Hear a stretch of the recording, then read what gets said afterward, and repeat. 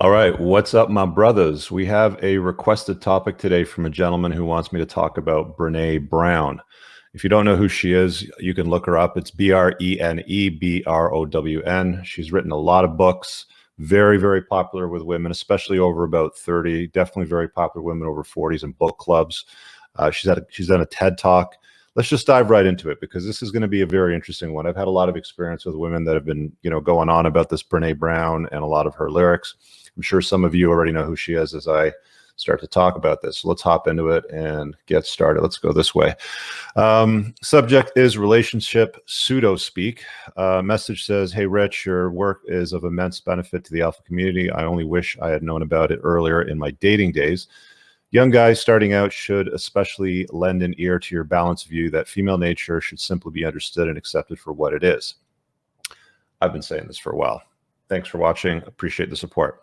Anyway, so here's what he'd like the take on. He says, I call it the Brene Brown double talk. This is going to be very interesting because I do have some thoughts on this one. Ms. Brown is a well-known author about topics in vulnerability and courage. Her TED Talk has been highly viewed. When I started dating after my divorce, I kept encountering women who are big fans of her work. I'll say this. I've seen this pop up a number of times.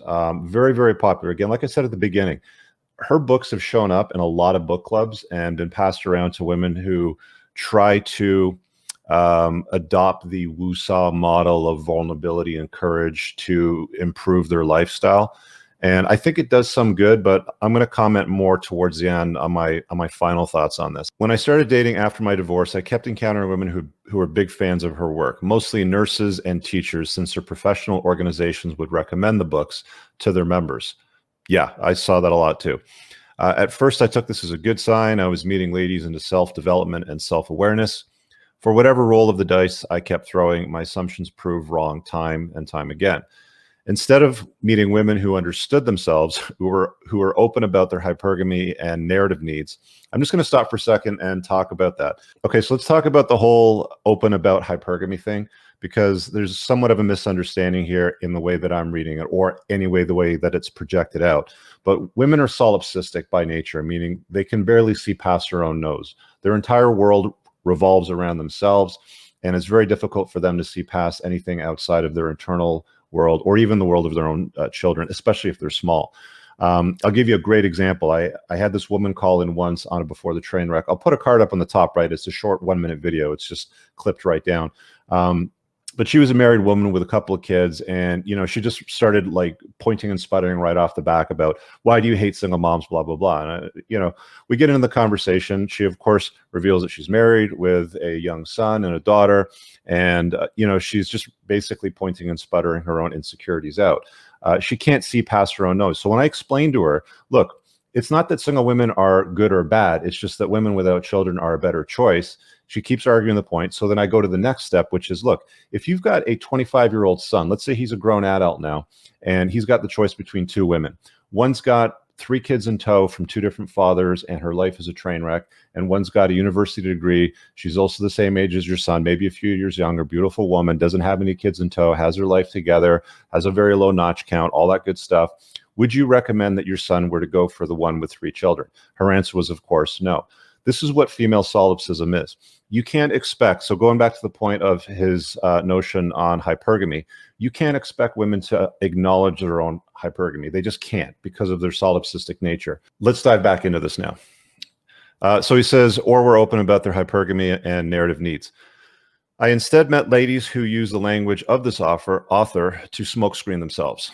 Just before a breakup, I would hear phrases like, we need to be, and then insert, seen here, or I'm showing up authentic and vulnerable to myself. These came mixed in a brew of other canned statements that were at times comically nonsensical speeches. Totally agree.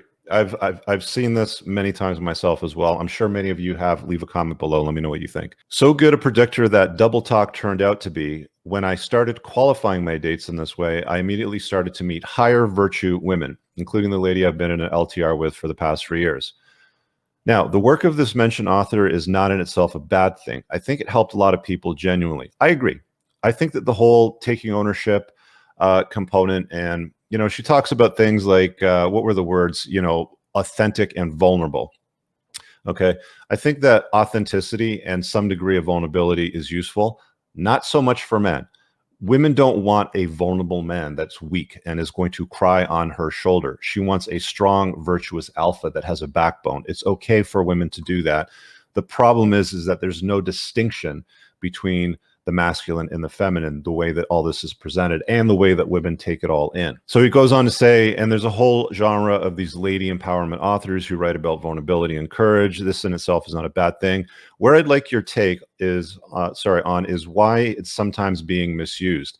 Well, I kind of explained that with the solipsism bit, and how it can confuse men who don't understand what they're encountering. Exactly. So to that point of how it can confuse men who don't understand what they're encountering, Brene Brown is not for men. If you want to read books about masculinity and about being a strong, virtuous alpha male, read the stuff that I've recommended. It's all pinned below in my Amazon bookstore. Over my shoulder, I've got, I think Jack Donovan's a great place to start if you want to talk about masculinity and tribalism and how men need to connect and get together and do stuff. But reading, books about, Brene Brown in an all ladies book club, and then going on about your vulnerability and your authenticity, that's not what the world wants. It's not what women want. That's not what men admire. That's not what men want to be. And women certainly don't want to be with guys like that. Again, they want a strong, masculine alpha male. They don't want a weak crybaby that's going to be all vulnerable and I'm so vulnerable today because my boss was mean to me. They don't want that. And then he goes on to say, why would women who have issues like straight up avoidance or hot tempers or even depression need to justify their actions with this language? This is exactly what I've been talking about. Women are solipsistic. They can't see past their own noses. They'll get into this woo-saw, let's hold hands and sing kumbaya, feel good sort of thing. And there's not actual work that's being done to level up, to deal with any past trauma or any issues they had growing up, or they've been dragging around like resentment and guilt their entire life. It's just a band-aid solution that makes you feel good. Again, women are all about the feels, what makes you feel good in the time. Let's go watch your TED Talk. We're all going to feel good and hold hands and sing kumbaya. We'll get together in book club, drink some box wine, pet our cats, and then shit on some men for a little bit and talk about how we're vulnerable and we're expressing ourselves. What work is being done is what I'm asking. And it's not up for us men to encourage work to be done. Let them do it if they want. Okay, I've learned a long time ago that it is not our job as men to go in and swoop in and save women or do any of that stuff. It's to take ownership for our own lives, double down, find what dent we need to put in the universe, and chase excellence, not women. And if a woman wants to enter your frame and complement your life, like he's explaining this one LTR he found that doesn't read any of this woo-saw stuff, subscribe to, then that can be a good thing for you. But it's the prioritization of your own masculinity and your own needs, your own mental point of origin, if you will, above the, woo-saw vulnerability sort of stuff that, you see gets passed around a lot.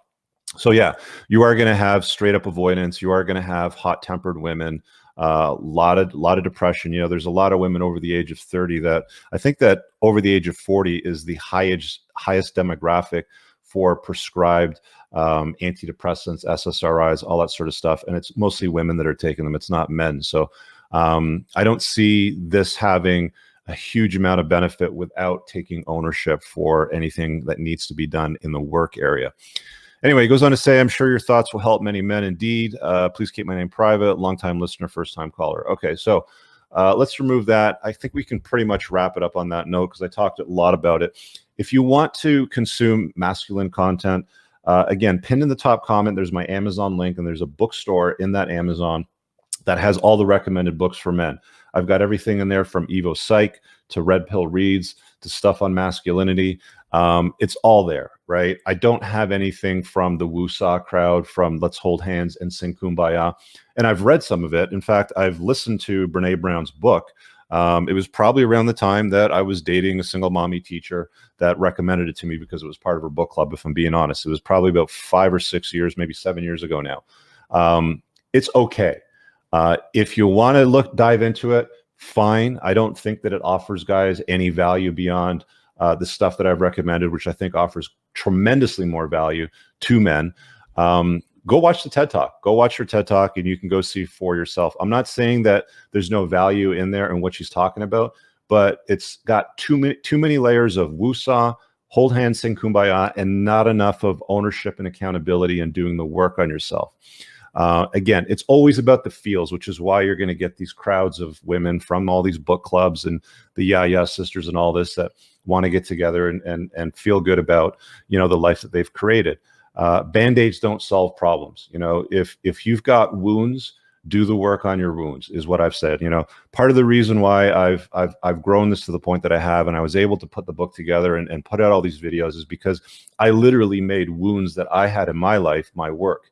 I also then started coaching men that had problems in their own world and help them, you know, create solutions and fix those problems.